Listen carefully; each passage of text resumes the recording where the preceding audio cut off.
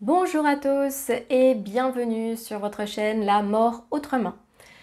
Nous nous retrouvons aujourd'hui pour la deuxième partie de l'épisode spécial Vrai-Faux sur vos croyances. Si parmi vous des personnes n'ont pas vu la première partie, je les invite à regarder le lien là-haut ou dans la description. Vous n'imaginez pas à quel point nous avons beaucoup d'idées reçues et de croyances erronées. Alors nous allons faire le point sur les 5 affirmations suivantes tout de suite après ça. Et si on arrêtait d'avoir peur de l'inévitable? Une chaîne éducative et inspirante pour explorer la mort autrement, que ce soit sur le plan funéraire, écologique, philosophique, spirituel, voire même ésotérique, nous parlerons de la mort dans tous ses états. Parce qu'après tout, nous serons tous concernés un jour. Alors ça y est, vous êtes prêts? On commence notre petit vrai-faux. Allez, tout de suite, la 6e affirmation. Les cercueils en carton polluent moins que les cercueils en bois. Vrai ou faux? Eh bien, c'est vrai. On s'en doutait un peu. Mais j'aimerais qu'on apporte quelques petites précisions. Effectivement, les cercueils en carton sont moins polluants de par leur composition. Ils n'ont pas de solvant ou de vernis chimique. En plus de cela, ils sont plus abordables, les prix sont un peu moins chers, ils sont personnalisables. Vous allez en trouver de très beaux avec de beaux dessins, on peut mettre des photos, on peut faire vraiment beaucoup de choses avec les cercueils en carton, ce qui fait quand même un peu augmenter le prix. J'ai un petit bémol, il y a toujours un petit bémol.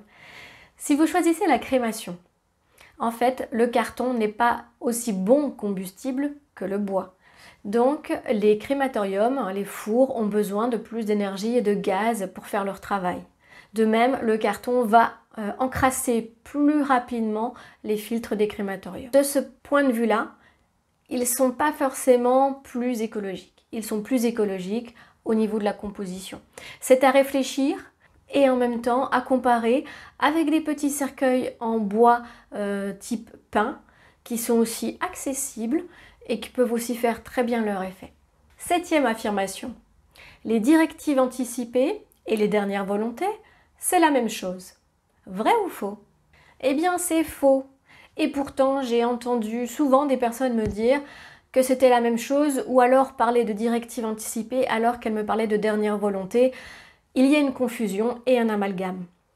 Les deux choses existent, mais ce sont deux choses distinctes. Il y a les directives anticipées qui concernent vos choix de votre vivant avant votre décès. Si vous êtes dans une situation où vous ne pouvez plus exprimer votre volonté au corps médical, quant à votre maintien en vie, à votre traitement, un cas de maladie grave qui vous empêche de vous exprimer, ces directives anticipées enregistrent vos souhaits de traitement, de réanimation ou de laisser faire la nature et de ne pas s'acharner. Ces directives anticipées, vous pouvez les remettre à votre médecin ou les enregistrer en ligne sur le registre national de directives anticipées.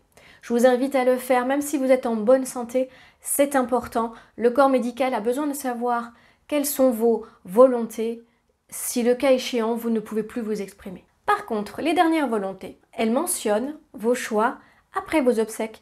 Donc ça concerne tout ce qui est relatif à l'organisation de vos obsèques et quelles sont vos décisions, crémation, inhumation, quel est le type de cérémonie que vous voulez, religieux, laïque. Est-ce que vous avez des souhaits particuliers à respecter pour ce moment-là? Ça concerne aussi la gestion de vos affaires post-décès. À qui vous voulez que, par exemple, votre animal de compagnie soit remis ou vos biens mobiliers. Pour tout ce qui est immobilier et patrimoine en dur, je vous invite à faire le nécessaire auprès d'un notaire, bien sûr. Ces choix-là sont exprimés aussi par écrit. Il y a des recueils qui existent en ligne ou en livret et vous pouvez les confier à un proche ou dire à vos proches où se trouve ce document pour que vos volontés soient respectées à un moment donné. Je sais que c'est un exercice qui n'est pas facile parce qu'on se projette dans nos propres morts. Donc si vous avez besoin d'aide, vous avez des associations qui organisent des ateliers dernière volonté et à partir du mois d'avril, j'organiserai aussi en ligne des ateliers où on pourra parler de vos dernières volontés et où je vous remettrai également un petit livret à compléter. Il n'y a vraiment pas de moment adapté, approprié pour le faire, ni d'âge. Mais c'est quelque chose de tellement important pour vos proches, pour les soulager le moment venu. 8e affirmation. Nous pouvons nous partager les cendres de nos proches. Vrai ou faux? Eh bien, c'est faux. Et c'est bien statué au niveau légal depuis la loi du 19 décembre 2008. Jusqu'à cette date, on pouvait même garder les cendres à domicile.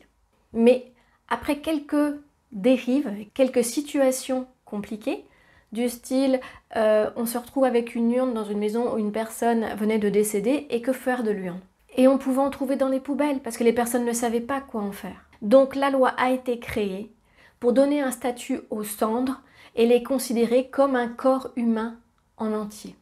De ce fait, nous avons l'obligation de respecter la dignité et l'intégrité du corps. Alors vous imaginez bien qu'à partir de ce moment-là, on ne peut pas garder un corps humain à la maison. Ou on ne peut pas se partager les cendres, puisque c'est comme si vous vous partagez un morceau du corps de vos proches.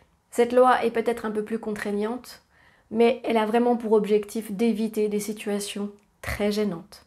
Vous comprendrez. 9e affirmation. Autrefois, on attachait un fil sur les doigts des défunts qui était relié à une clochette sur sa sépulture. Vrai ou faux? Eh bien, c'est vrai. À la fin du 19e siècle, on a inventé les cercueils à clochette. Alors pourquoi?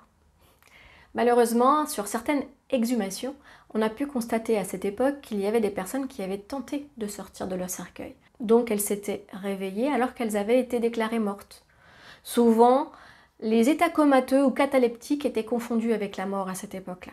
Pour éviter ces mauvaises surprises, on a cherché un système. On reliait le doigt des défunts sur un fil. Ce fil passait à travers le cercueil et était relié à une petite clochette sur la sépulture. Et un gardien faisait le tour du cimetière pendant 7 jours et surveillait les tintements éventuels des clochettes pour pouvoir sortir les personnes au plus vite. La peur d'être enterrée vivante est toujours restée. On appelle ça la taphaphobie. Oui, moi aussi j'ai découvert un mot en préparant cet épisode. On sait aussi que certaines personnes se sont déjà réveillées après avoir été déclarées mortes de nos jours. C'est aussi très très rare et ça s'appelle le phénomène de Lazare, du nom d'un personnage biblique connu pour être sorti vivant de sa tombe. Je peux vous donner l'exemple d'un homme, 66 ans, en Seine-Saint-Denis, qui s'est réveillé en 2022 dans son sac mortuaire. Ça a dû lui faire bizarre. Ou alors une femme de plus de 80 ans qui a été déclarée morte à son domicile et qui se réveille au funérarium. Ça arrive. Mais c'est très très rare. Rassurez-vous. Tous les moyens sont là pour que cela n'arrive pas. Et même, vous savez quoi? On a gardé un héritage de cette fameuse petite clochette. Dans les casiers, dans les chambres funéraires, il y a un bouton de sortie de secours, une petite alarme. Donc si une personne se réveille dans le casier réfrigéré, elle a les moyens de sortir.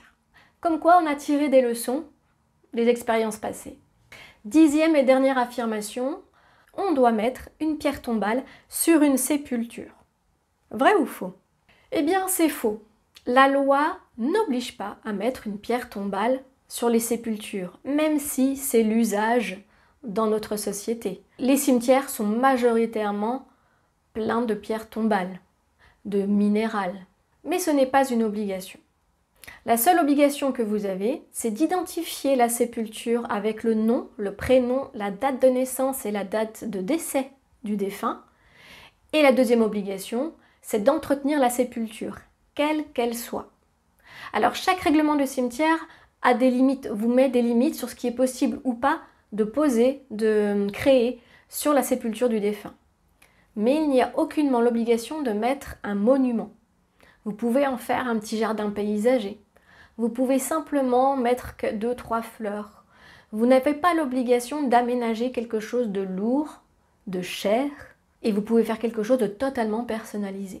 Et personnellement, je suis beaucoup plus à l'aise dans les cimetières à déambuler quand il y a beaucoup de végétation, quand il y a de la verdure, quand c'est paisible et serein, que lorsqu'il n'y a que du monument plutôt froid et triste. Mais ça reste mon avis, et vous savez combien maintenant je suis attachée à la nature. Donc voilà, vous pouvez faire ce que vous voulez sur la sépulture de votre défunt. Osez demander quelque chose d'original, pourquoi pas? Dites-moi si vous avez déjà vu des sépultures originales dans les commentaires. J'aime bien découvrir des cimetières particuliers qui sont pleins de notre histoire aussi. Donc dites-moi ce que vous avez pu voir, ce qui vous a rendu curieux et ce qui vous inspire aussi sur ce que vous aimeriez faire. Je suis curieuse de voir tout ça. Donc voilà, notre épisode arrive à sa fin. N'hésitez pas à mettre le petit pouce, ça va beaucoup m'aider pour faire connaître la chaîne. Abonnez-vous pour ne rien rater lors des sorties des prochains épisodes. Et partagez, parce que ça peut intéresser pas mal de monde autour de vous sur ces questions de la mort que personne n'ose poser. Merci à tous et je vous dis à bientôt pour une autre histoire de la mort autrement.